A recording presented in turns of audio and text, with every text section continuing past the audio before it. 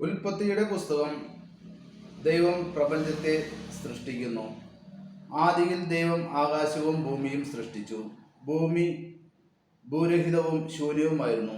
ആഴത്തിനു മുകളിൽ അന്ധകാരം വ്യാപിച്ചിരുന്നു. ദൈവത്തിന്റെ ചൈതന്യം വെള്ളത്തിന് മീതെ ചലിച്ചുകൊണ്ടിരുന്നു. ദൈവം അരുളി ചെയ്തു, വെളിച്ചം ഉണ്ടാകട്ടെ. വെളിച്ചം ഉണ്ടായി.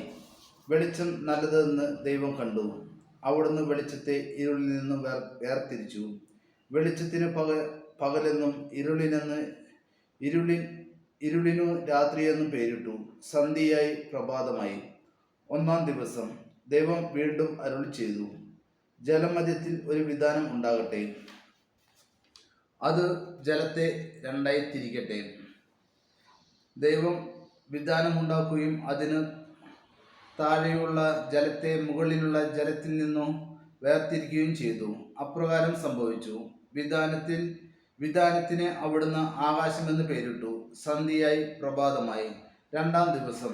ദൈവം വീണ്ടും അരുളി ചെയ്തു, ആകാശത്തിന് കീഴിലുള്ള വെള്ളമെല്ലാം ഒരിടത്ത് ഒരുമിച്ച് കൂടട്ടെ. കര പ്രത്യക്ഷപ്പെടട്ടെ. അങ്ങനെ സംഭവിച്ചു. കരയ്ക്ക് ഭൂമിയെന്നും ഒരുമിച്ച് കൂടിയ ജലത്തിന് കടലെന്നും ദൈവം പേരിട്ടു.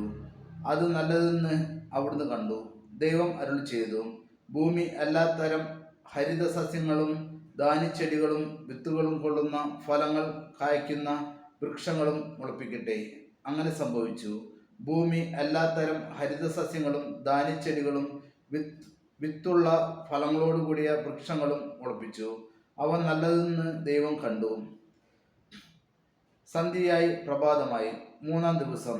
ദൈവം വീണ്ടും അരുളി ചെയ്തു, രാവും പകലും വേർതിരിക്കാതിരിക്കാൻ ആകാശവിധാനത്തിൽ പ്രകാശങ്ങൾ ഉണ്ടാകട്ടെ. അവ ഋതുക്കളും ദിനങ്ങളും വർഷങ്ങളും കുറിക്കുന്ന അടയാളങ്ങളായിരിക്കട്ടെ. ഭൂമിയിൽ പ്രകാശം ചൊരിയാൻ വേണ്ടി അവ ആകാശവിധാനത്തിൽ ദീപങ്ങളായി നിൽക്കട്ടെ. അങ്ങനെ സംഭവിച്ചു. ദൈവം രണ്ടു മഹാദീപങ്ങൾ സൃഷ്ടിച്ചു. പകലിനെ നയിക്കാൻ വലുത്, രാത്രിയെ നയിക്കാൻ ചെറുത്.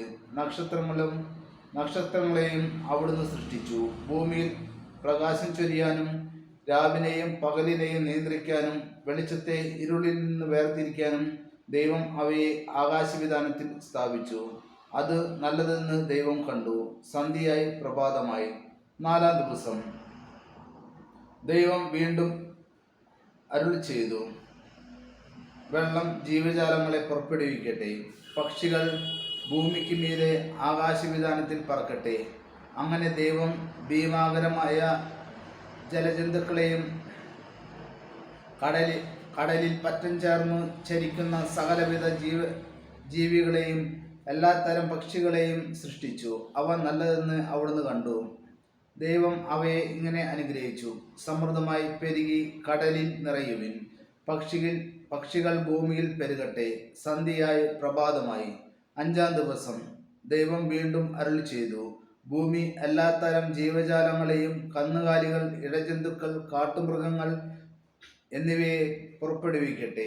അങ്ങനെ സംഭവിച്ചു. അങ്ങനെ ദൈവം എല്ലാ കാട്ടുമൃഗങ്ങളെയും കന്നുകാലികളെയും ഇഴജന്തുക്കളെയും സൃഷ്ടിച്ചു. അവ നല്ലതെന്ന് അവിടുന്ന് കണ്ടു. ദൈവം വീണ്ടും അരുളി ചെയ്തു, നമുക്ക് നമ്മുടെ ഛായയിലും സാദൃശ്യത്തിലും മനുഷ്യനെ സൃഷ്ടിക്കാം. അവർക്ക് കടലിലെ മത്സ്യങ്ങളെയും ആകാശത്തിലെ പറവകളെയും നാൽക്കാലികളുടെയും ഭൂമി മുഴുവൻ്റെയും ഭൂമിയിൽ ഇഴയുന്ന സർവ്വജീവികളുടെയും മേൽ ആധിപത്യം ഉണ്ടായിരിക്കട്ടെ. അങ്ങനെ ദൈവം തൻ്റെ ഛായയിൽ മനുഷ്യനെ സൃഷ്ടിച്ചു.